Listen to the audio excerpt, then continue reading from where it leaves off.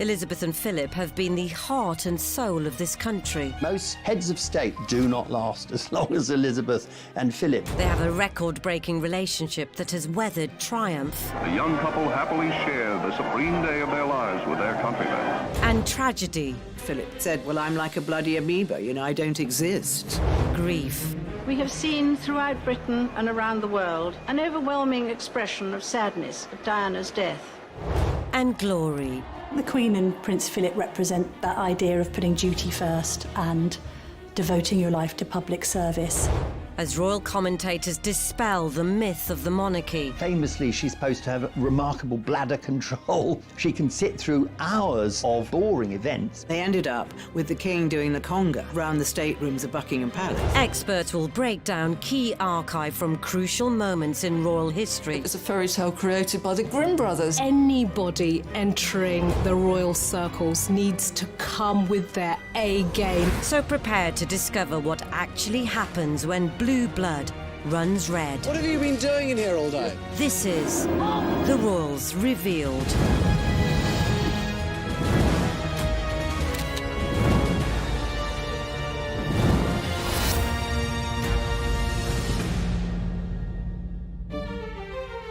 In this episode, it's revealed how the Queen and Prince Philip have stoically kept the monarchy going. I think the most remarkable thing about Elizabeth and Philip, they are a team, and as they've got older, the sense that they're a team has become more distinct. And they are also willing to hold on to tradition while also behaving in progressive ways that we can then relate to. So I think that might be the magic combination. Their consistent devotion to duty, monarchy and marriage for over 70 years. They're probably more in touch with the people than any other sovereign has been before. They look upon her as reassurance. Has made them the world's most recognised royals. If you talk about the royal family, people immediately think about our royal family. But more importantly, the parents of our nation.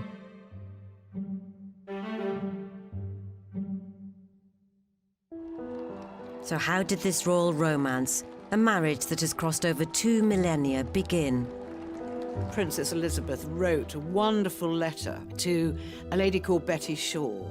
She explained their meeting. She said, we could have met on several occasions, but the only time I really remember meeting him was when I went with my parents to Dartmouth Naval College. Since 1863, Dartmouth Naval College has been the training ground for the best the senior service can produce. Here, cadets and even future kings have literally learnt the ropes before graduating as officers for a life at sea. While Father was doing official duties on the passing out parade, Prince Philip was charged with looking after the princesses, and he showed them around the place. But perhaps this was not a chance meeting. Well, Dickie Mountbatten was a great kingmaker, and he loved to enable people to get together. So what he obviously thought, what my nephew needs is a wonderful, rich, titled wife. Well, I mean, you couldn't get better than Princess Elizabeth. I think this photograph of Elizabeth meeting Philip for the first time, Elizabeth was only 13, and that's very much the age when a lot of girls have crushes. And to be given this 13-year-old girl to sort of go off and play with for the rest of the day, you can almost see in his body language a kind of that slight exhaustion that an 18-year-old boy would have. Oh no, it was just the worst of all options. But they hit it off. I mean, it's a bit of an old chestnut that Philip impressed Elizabeth because he could jump over a tennis net. The young but confident princess knew what she wanted and was determined to marry Philip. I think the decision of the relationship was all Princess Elizabeth. She's the one that fell in love with Philip. She's the one that decided, this is the only man in my life. But interrupting this budding romance was an event that would change not just their lives, but those of millions of couples and families around the world. The outbreak of the Second World War in 1939. Philip's first posting was as a midshipman on HMS Ramillies in 1940 in the South Pacific. He served with distinction during the Second World War, firstly in the European theatre and then in the Far Eastern theatre. He was mentioned in dispatches. Having outwitted the Italian fleet and saving his ship in a brilliant, evasive tactical manoeuvre, Philip loved everything about the Navy and was always ready for action, at sea and ashore. Philip was always a huge charmer, especially in his young days. Women fell over him because he was so handsome, and he was the most beautiful dancer I have seen. And he and the Queen had dancing in common. They're both absolutely fantastic dancers. And to this day, they still love to dance. Philip was certainly a ladies' man. I mean, to some extent, he led a sort of double life, you know. He was one of the lads while he was in the Navy. And then, you know, on leave, he would have behaved in a much more circumspect way, a much more dignified way, a way, you know, that would have fitted his role as a prince. Away for months at a time, Philip maintained the relationship by writing letters. So when he did get a bit of brief shore leave back in Blighty, Philip would be invited to stay at Windsor Castle. In 1943, Prince Philip spent Christmas at Windsor Castle, and Philip's head was then turned by the young Princess Elizabeth. With the war over and Philip finally back in Britain in 1946, he was desperate to get their relationship back on track, but there were problems. George VI was very protective to his two daughters. I think he felt that Elizabeth needed to be older, partly because Philip he had a reputation for being a bit of a lad. If he were to marry Elizabeth, he had to do it properly. He had to do it in the traditional way. The sacrifice Philip had to make to marry Princess Elizabeth was to renounce his titles. He was no longer being able to call himself a Prince of Greece and a Prince of Denmark. It made it very obvious that Philip was prepared to do whatever was necessary to make himself acceptable to the royal family and to the British public in general. On Wednesday, the 9th of July, 1947, the official announcement was finally made, with a marriage at Westminster Abbey 4 months later, on the 20th of November. This was to be the beginning of a very eventful partnership spanning over 70 years.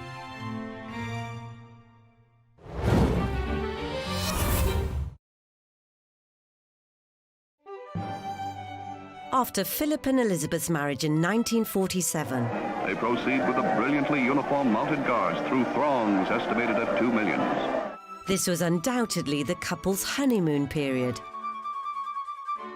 In the early years of Philip and Elizabeth's marriage, before she became queen, the relationship was much closer to the traditional marriage that anyone might have had at the time.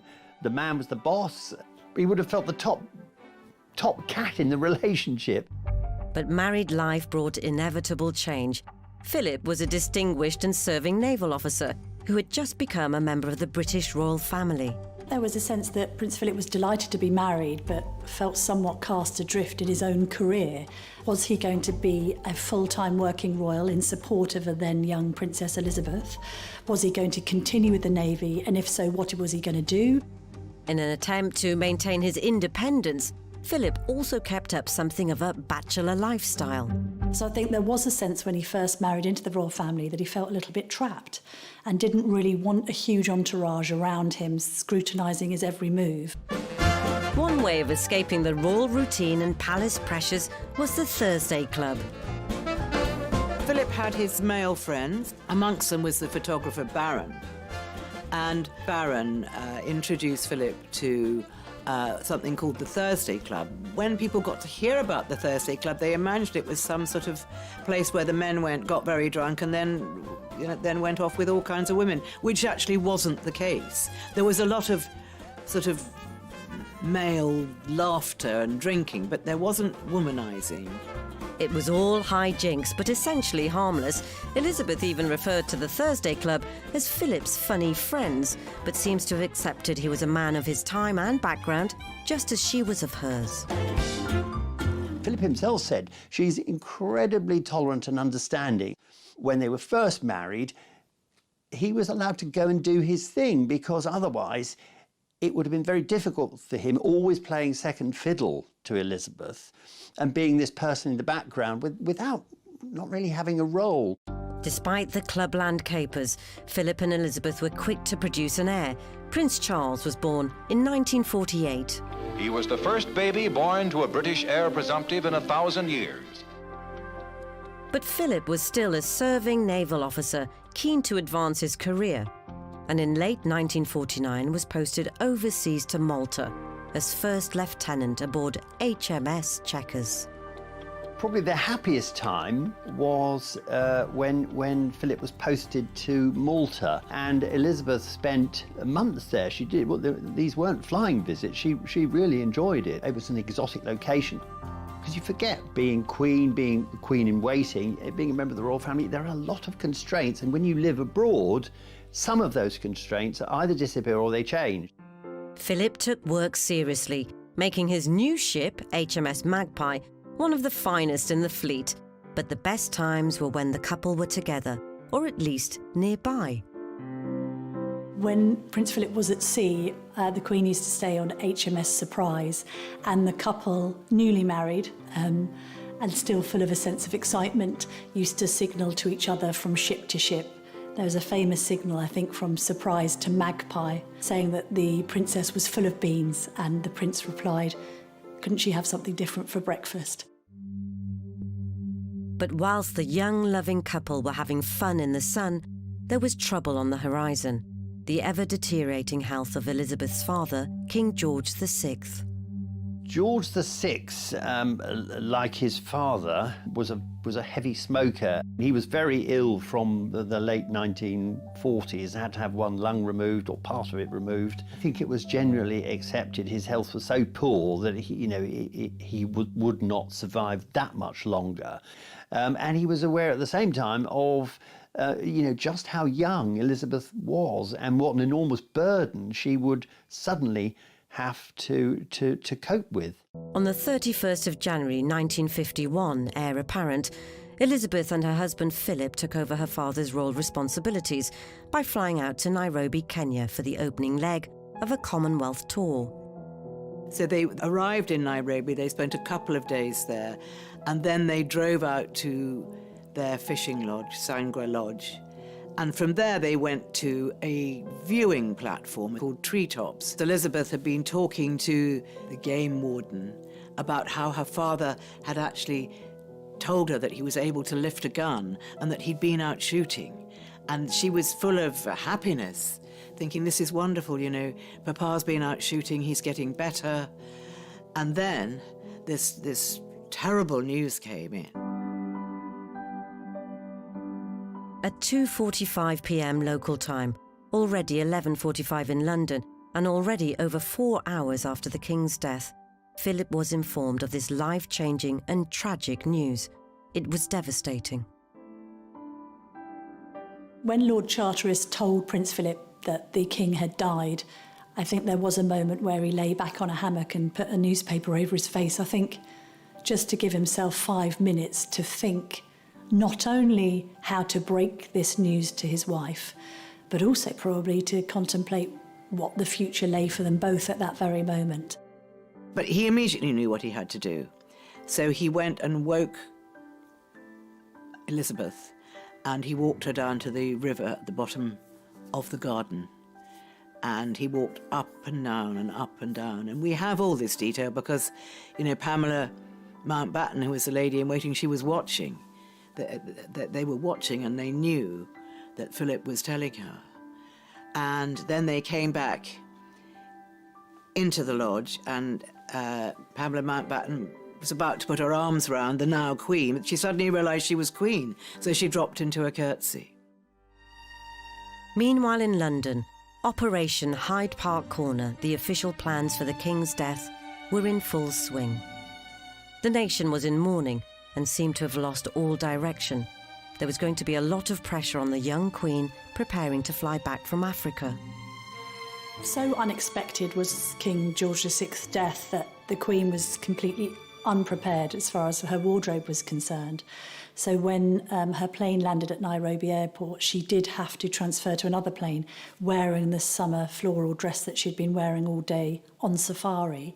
She felt that it would be inappropriate to be seen wearing effectively quite a whimsical outfit. And Mike Parker went out and asked the photographers that they would respectfully refrain from taking any photographs. And I think it's very moving that they put down their cameras and they just stood with their heads bowed. The pilot of the plane who flew Elizabeth and Philip back from Kenya found it extraordinary that she insisted on standing in the cockpit.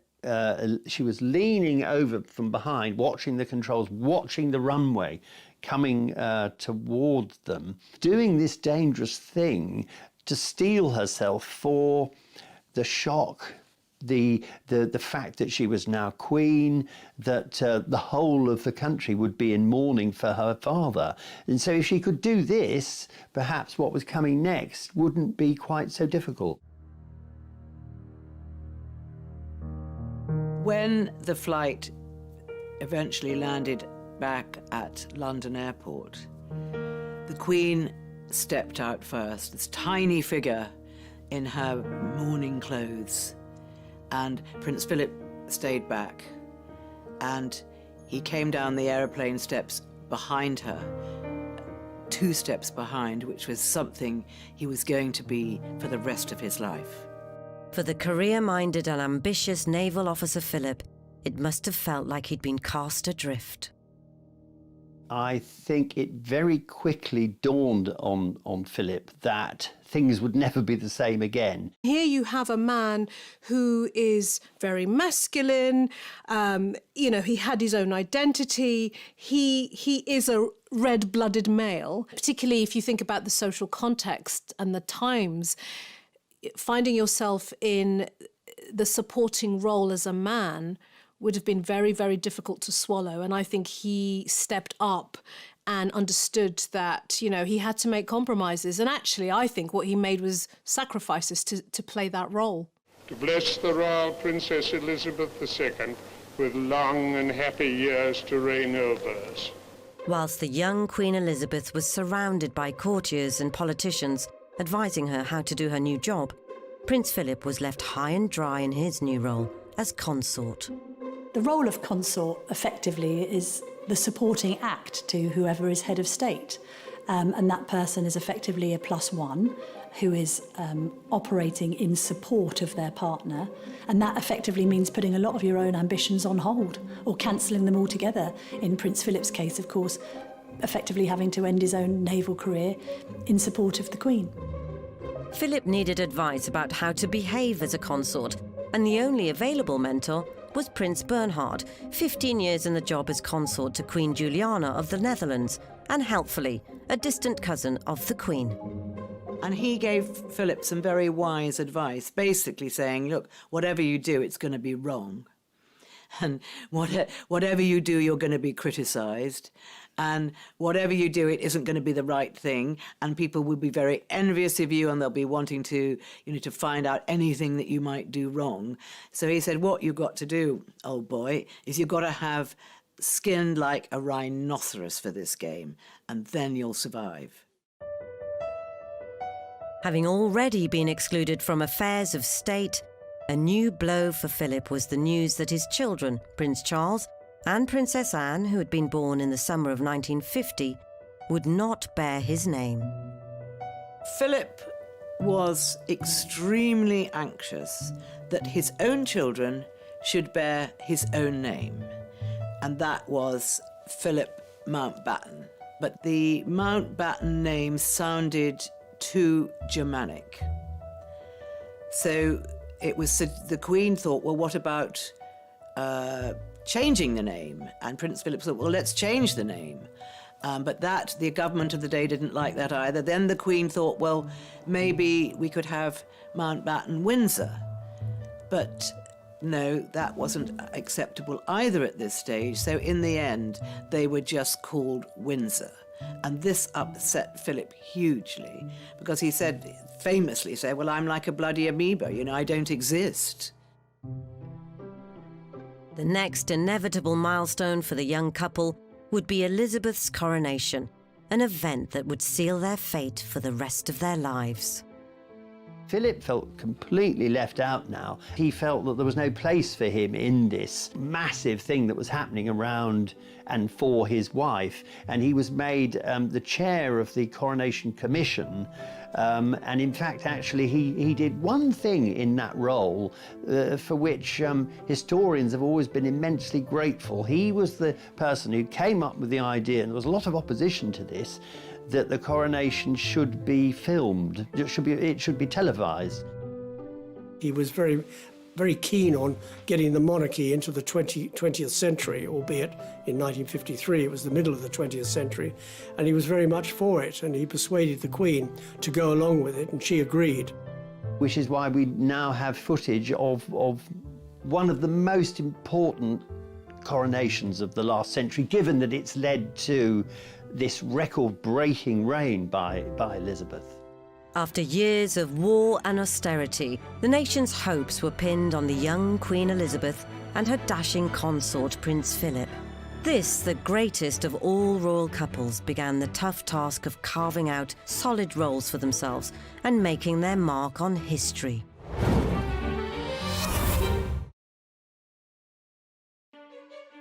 For all monarchs, the duty of dynastic succession is the most important.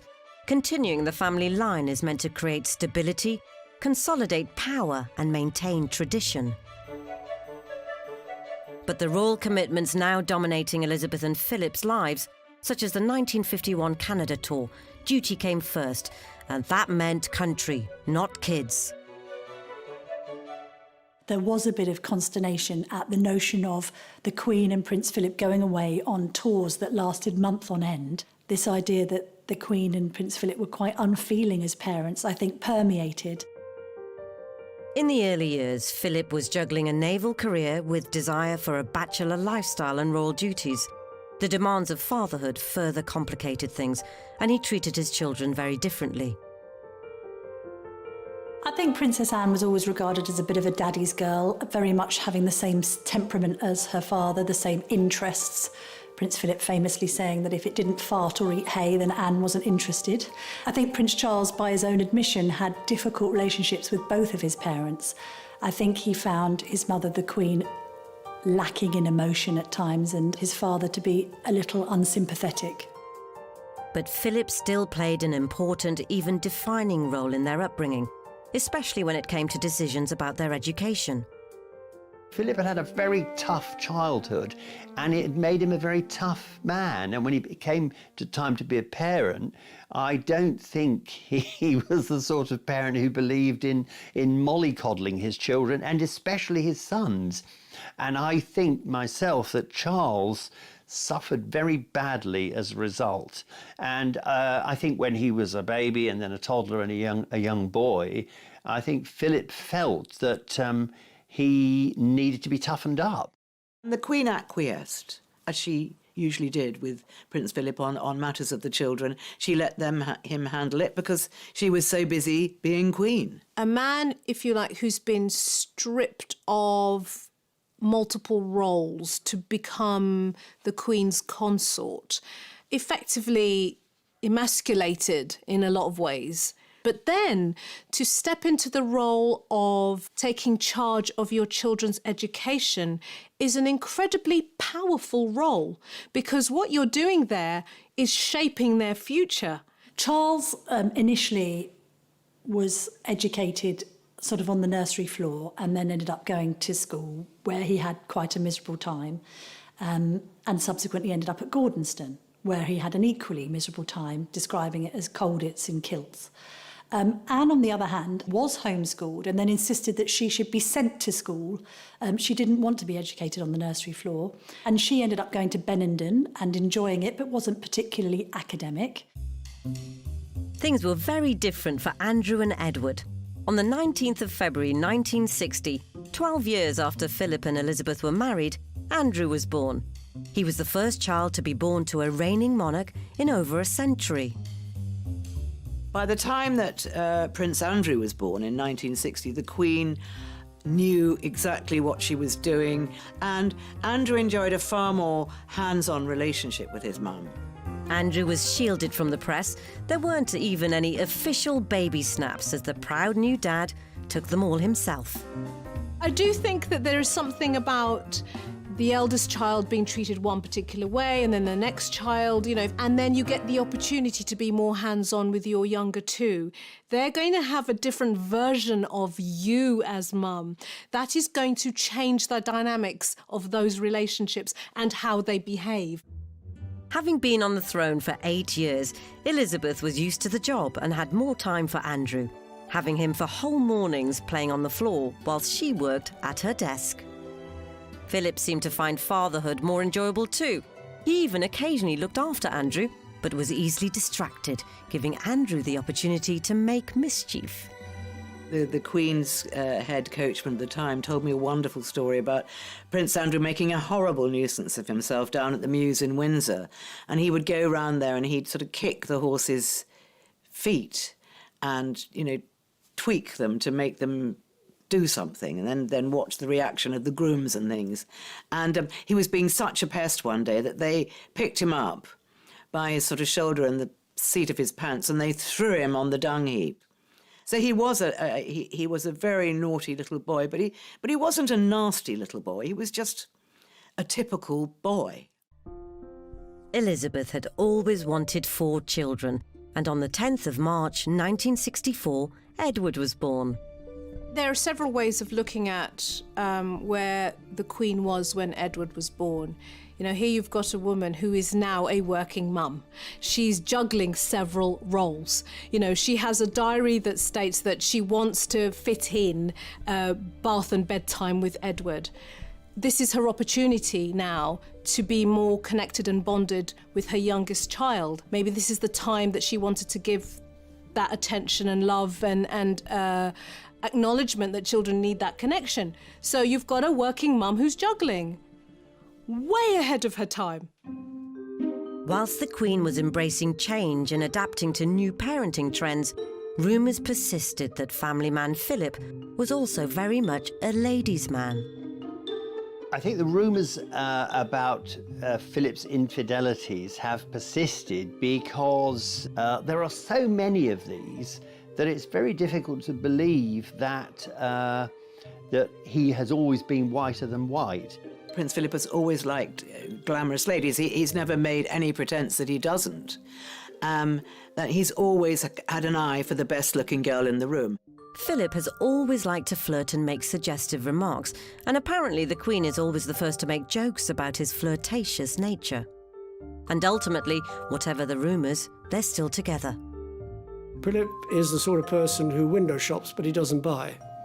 There's only been one man in the Queen's life, and that's been Prince Philip. They adore each other as much today, 72 years on, as they did when they first met.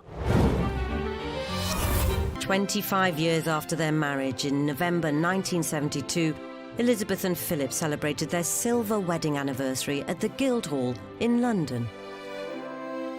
She mentions the fact that you have to work at a relationship, that marriages don't just happen. They're created, they develop, they change over time. And it's almost as if she's acknowledging that Philip, for all the difficulties of being the consort and being 2 steps behind always and not the most important player, she's acknowledging that Philip was able to do it. Philip stuck with it. He may have wandered and strayed now and then, but he was still there. Although the institution of marriage and a solid family image might be working for Philip and Elizabeth, unfortunately, it soon wouldn't be for the rest of the family. Well, family's everything to the royals, really. I mean, it's a family, but it's also a firm with major and minor shareholders. And what's interesting is that the institution survives beyond family crises, and there have been many over the years. And the Queen has even had to take evasive action against her own beloved children in a bid to protect the institution. The first cloud on the horizon for our first family was in 1987, when Prince Edward announced his decision to drop out of his Royal Marine training after just 4 months. When Edward made his momentous decision to leave the Marines, the one person that was actually very supportive of him was his father. Prince Edward is said to have coped well with the physical side of things here. After the initial shock, the training apparently was no more of a problem for him than for anyone else. If the reports are true, it was the long-term prospect which caused him to reconsider his future with the Marines. The Queen took the news with icy displeasure, and the Queen Mother saw it as a dereliction of duty. But Edward's father's reaction was surprising. Well, I think everybody thinks that Prince Philip is this very hard and difficult man, which indeed he can be, but he's also very sensitive, and he has a very warm relationship with his youngest son. He's always been there for him, perhaps in a way that the Queen's always been there for Andrew. What's interesting about Prince Philip stepping in may be much more about Prince Philip's journey as a parent. He has had a relationship with his older son where he pushed him down a particular path and persuaded him to go to schools and wanted him to be less emotional than he was, and maybe he learnt something in that process. Parents make mistakes, and if you learn from them, good for you, and maybe this was one of Philip's learnings. But Edward's shocking decision was nothing compared to the scandalous year of 1992.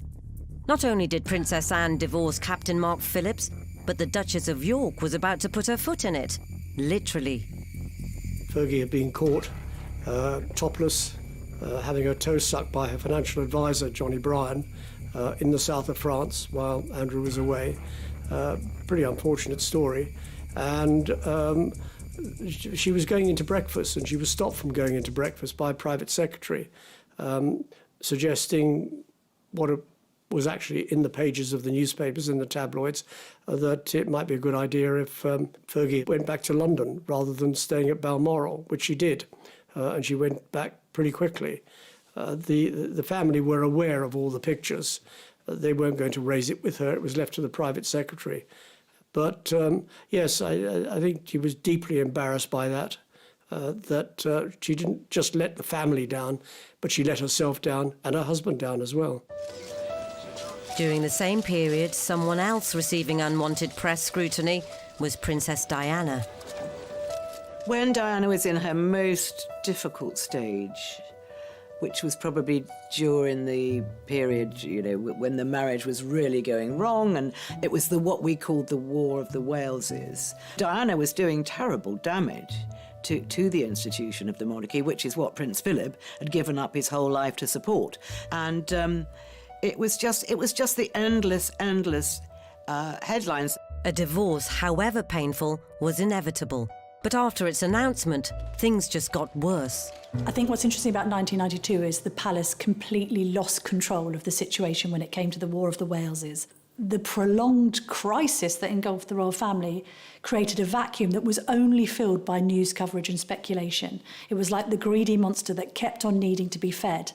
I think at the point where Diana decided to collaborate with Andrew Morton's book, Diana, Her True Story, and indeed give the famous Panorama interview, the Queen's patience was wearing rather thin.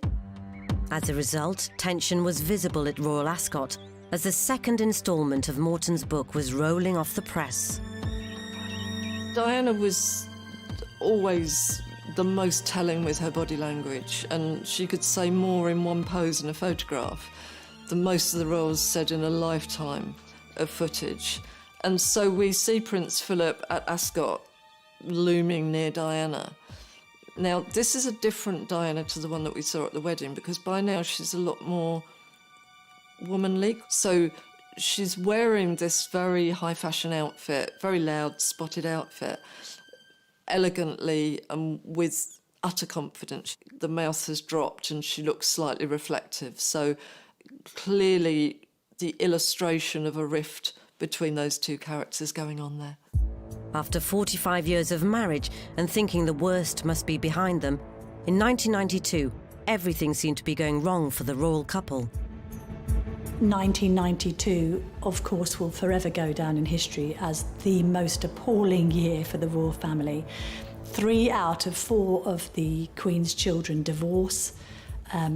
A lot of the salacious details concerning the breakdown of these high-profile marriages is played out in the tabloids. And then to cap it all off, Windsor Castle nearly burns down. 4 days later, at the Guildhall, the Queen delivered her sympathy speech to a standing ovation. It has turned out to be an annus horribilis. I think that speech really resonated with the public, who were grateful that the monarch was willing to acknowledge how dreadful the previous 12 months had been. Ordinarily, you expect the Queen to keep calm and carry on and not point to the glaring errors that have been made by her own children. And in this case, I think she just thought, there's no hiding this. But the 1990s had one final, devastating sting in the tail. An event that nearly ended all Philip and Elizabeth had worked for and brought Britain to the brink of revolution. Just to confirm the news that Diana, Princess of Wales, has died in a car accident in Paris, which also killed her companion, Dodi Fayed. Undoubtedly the biggest challenge to the marriage of Philip and Elizabeth, and more importantly to the monarchy, happened in the early hours of the 31st of August 1997. Just to confirm the news that Diana, Princess of Wales, has died in a car accident in Paris, which also killed her companion, Dodi Fayed. If in life troublesome and difficult for the monarchy, in death she became a force beyond control, and for the royal couple it brought all their sacrifices and tireless work to the brink of ruin. When she died, the whole of Britain and the whole of the world became hysterical with grief. And this was not predicted at all by anyone, least of all the royal family. When there's this huge national feeling, it has to be channeled through the monarch. And Elizabeth, or this was the perception, wasn't doing her job. Very, very, very disgraceful, I find their behaviour. Very disgraceful. Well, I think it must be very, very cold-hearted not to have a flag up. I think it's a disgrace on the whole royal family. It wasn't helping that Tony Blair, the Prime Minister at the time, was much more engaged with public sentiment. The people everywhere, not just here in Britain, everywhere, they kept faith with Princess Diana. They liked her, they loved her. They regarded her as one of the people. She was the people's princess. His people princess speech was very, very clever. And he spoke before the Queen spoke, but she was following a royal tradition that when somebody dies, you close ranks, and it's family, and the only two people that really matter are the children left behind. Whatever the truth, it captured the press's imagination, and the Queen, and especially Philip, didn't like it. Secluded in Balmoral, Scotland, Elizabeth was stoically keeping to royal protocol, whilst Philip looked after their bereaved grandchildren. This meant the monarchy were unaware of the magnitude of events 500 miles south in London. I know that one of the Queen Mother's friends rang her and said, you know, you really should get down here, you lot, because, you know, it's going absolutely crazy here. They forgot that they're not an ordinary family, and that was a mistake.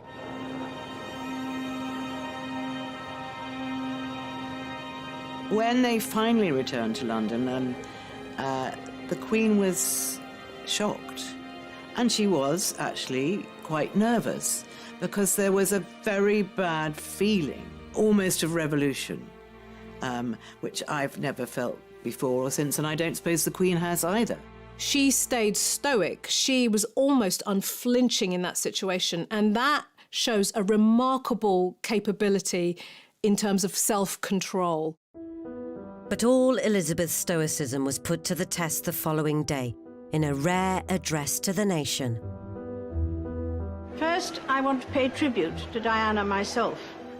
What you can see that is unique in my experience in the Queen's body language, she does 10 lip licks.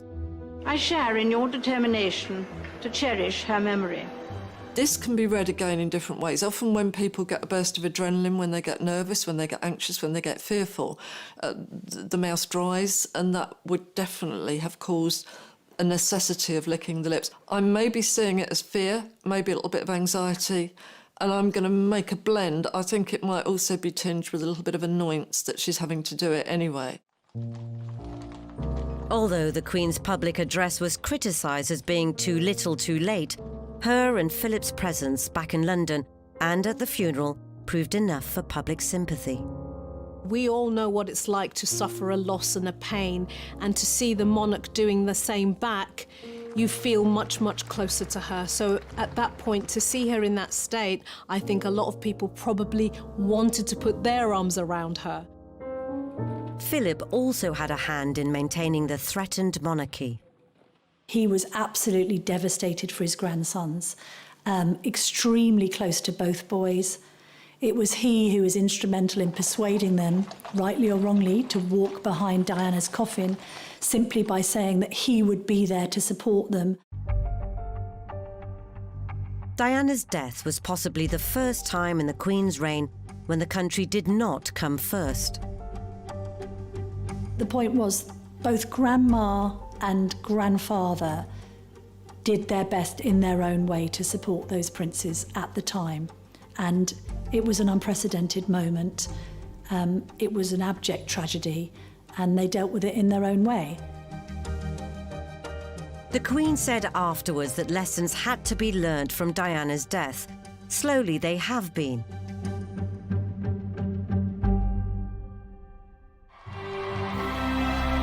And it's worked, with affections reaching new heights in 2012 for the Queen's Diamond Jubilee. It's absolutely brilliant. So we're thoroughly enjoying it. As you can see, the kids have really made a day of it. As the Queen and Duke have become older, more of the royal duties have been passed to the younger generation. William did resist for some time becoming a full-time working royal.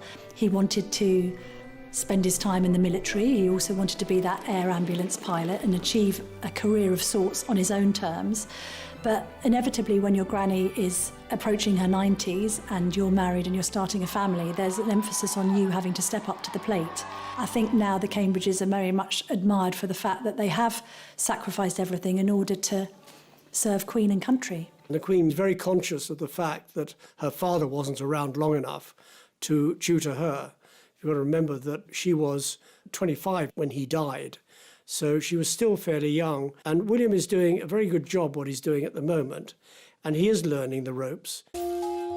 After working tirelessly from the sidelines, another royal is now stepping into the limelight. I think Anne has carved out a very definite role for herself, and I think, like her mother, she has put duty very much in the spotlight. You know, she rolls her sleeves up and she gets stuff done. Safe in the knowledge the future of the monarchy is in good hands, Philip stepped down from royal duties in August 2017 at the tender age of 96. And that's a pretty good age to keep going, but there comes a time when, yeah, even Prince Philip had to hang up his spurs. Philip's retirement signified the end of being seen 2 steps behind the Queen, a position he's held as the Queen's rock for nearly 70 years. The coronavirus crisis, I think, has given the whole world pause for thought as to what a 94-year-old and a 99-year-old should be doing in terms of their contribution to public life. We want the Queen to remain visible, but at the same time, few would begrudge her putting her feet up a little. This selfless couple and their relentless dedication to duty have stoically kept the monarchy going. I think the most remarkable thing about Elizabeth and Philip, they are a team, and as they've got older, the sense that they're a team has become more distinct. And they are also willing to hold on to tradition while also behaving in progressive ways that we can then relate to. So I think that might be the magic combination. They're probably more in touch with the people than any other sovereign has been before. They look upon her as reassurance. As long as the Queen's okay, the rest of us are okay.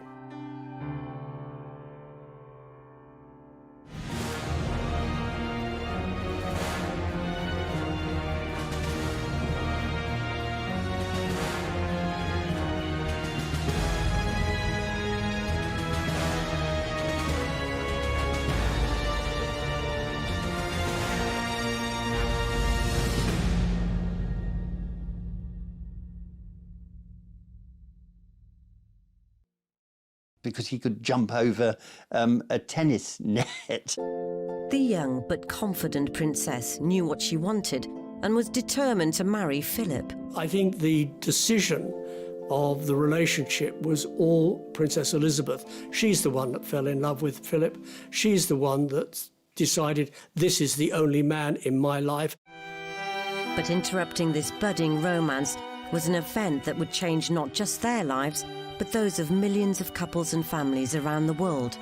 The outbreak of the Second World War in 1939. Philip's first posting was as a midshipman on HMS Ramillies in 1940 in the South Pacific.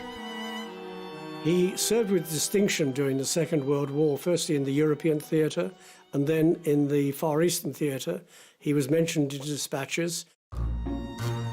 Having outwitted the Italian fleet and saving his ship in a brilliant, evasive tactical manoeuvre, Philip loved everything about the Navy and was always ready for action, at sea and ashore. Philip was always a huge charmer, especially in his young days. Women fell over him because he was so handsome, and he was the most beautiful dancer I have seen. And he and the Queen had dancing in common. They're both absolutely fantastic dancers. And to this day, they still love to dance. Philip was certainly a ladies' man. I mean, to some extent, he led a sort of double life, you know. He was one of the lads while he was in the Navy. And then, you know, on leave, he would have behaved in a much more circumspect way, a much more dignified way, a way, you know, that would have fitted his role as a prince. Away for months at a time, Philip maintained the relationship by writing letters. So, when he did get a bit of brief shore leave back in Blighty, Philip would be invited to stay at Windsor Castle. In 1943, Prince Philip spent Christmas at Windsor Castle, and Philip's head was then turned by the young Princess Elizabeth. With the war over and Philip finally back in Britain in 1946, he was desperate to get their relationship back on track, but there were problems. George VI was very protective to his two daughters. I think he felt that Elizabeth needed to be older, partly because Philip he had a reputation for being a bit of a lad. If he were to marry Elizabeth, he had to do it properly. He had to do it in the traditional way. The sacrifice Philip had to make to marry Princess Elizabeth was to renounce his titles. He was no longer being able to call himself a Prince of Greece and a Prince of Denmark. It made it very obvious that Philip was prepared to do whatever was necessary to make himself acceptable to the royal family and to the British public in general. On Wednesday, the 9th of July, 1947, the official announcement was finally made, with the marriage at Westminster Abbey 4 months later, on the 20th of November. This was to be the beginning of a very eventful partnership spanning over 70 years.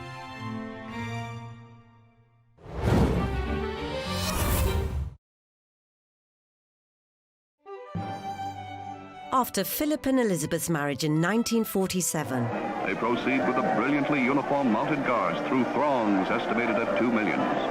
This was undoubtedly the couple's honeymoon period. In the early years of Philip and Elizabeth's marriage, before she became queen, the relationship was much closer to the traditional marriage that anyone might have had at the time. The man was the boss. He would have felt the top cat in the relationship. But married life brought inevitable change. Philip was a distinguished and serving naval officer who had just become a member of the British royal family. There was a sense that Prince Philip was delighted to be married, but felt somewhat cast adrift in his own career. Was he going to be a full-time working royal in support of a then young Princess Elizabeth? Was he going to continue with the Navy? And if so, what was he going to do?